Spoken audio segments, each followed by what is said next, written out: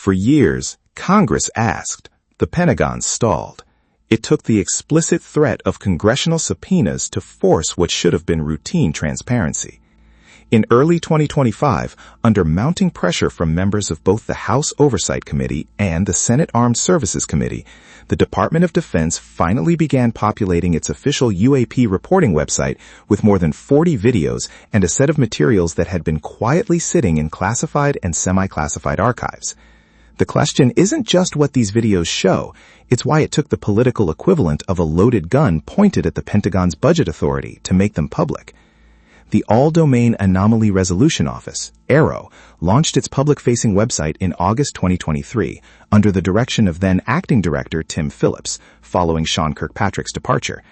The site was supposed to be a transparency mechanism, a place where declassified case files and resolved identifications would be shared with the public.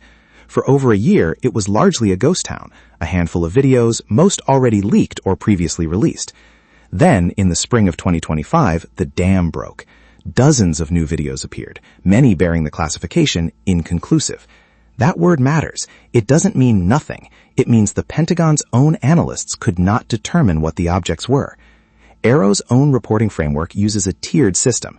At the top, resolved cases with identified objects, balloons, drones, commercial aircraft. At the bottom, cases that remain genuinely unresolved after full analysis. Inconclusive sits in the uncomfortable middle. According to AARO's 2024 annual report delivered to Congress, roughly half of all cases in their database fell into this category. Critics like Representative Tim Burchett and Senator Kirsten Gillibrand have argued that inconclusive has become a bureaucratic parking lot, a place to shelve cases that are too anomalous to explain but too politically sensitive to highlight. When 40-plus videos carry that label, it's not a conclusion, it's an admission. Among the most striking additions to the AARO website were materials connected to NASA's Apollo 12 and Apollo 17 missions. Apollo 12, launched November 1969, had long carried unofficial lore, astronaut accounts of unusual lights tracked during translunar coast. Apollo 17, the final crewed lunar mission in December 1972, produced photographic frames that researchers have debated for decades.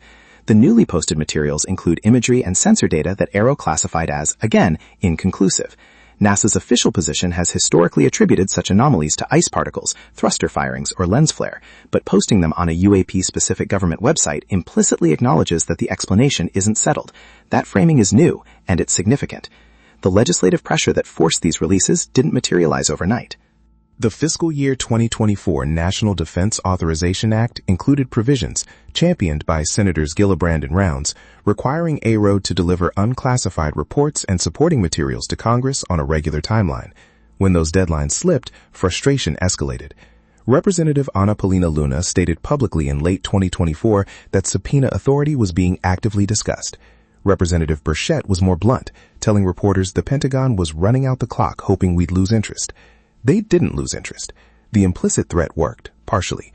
The 2020 release of 3 Navy UAP videos, FLIR 1, Gimbal, and Go Fast, was a watershed moment, but those clips were short, context-free, and released only after unauthorized leaks forced the Pentagon's hand. The 2025 batch represents a measurable improvement in one respect: metadata. Several videos now include date stamps, sensor type, geographic region, and altitude data. But the improvement has limits. Resolution remains poor in most clips, contextual analysis is minimal, and notably, the most compelling cases referenced in classified congressional briefings, including incidents described by whistleblower David Grusch in his June 2023 testimony, are entirely absent from the public releases. What's been given is better than before. What's been withheld may be far more consequential. There is a growing credibility gap between what the Pentagon says publicly and what members of Congress say they've been shown privately. Senator Rounds, after a classified briefing in 2024, told reporters he found the information compelling and that the public deserves to know more. Inspector General Robert Storch's ongoing evaluation of AARO's processes, initiated after complaints about the office's independence, has only deepened questions about whether the organization was designed to find answers or to manage perception.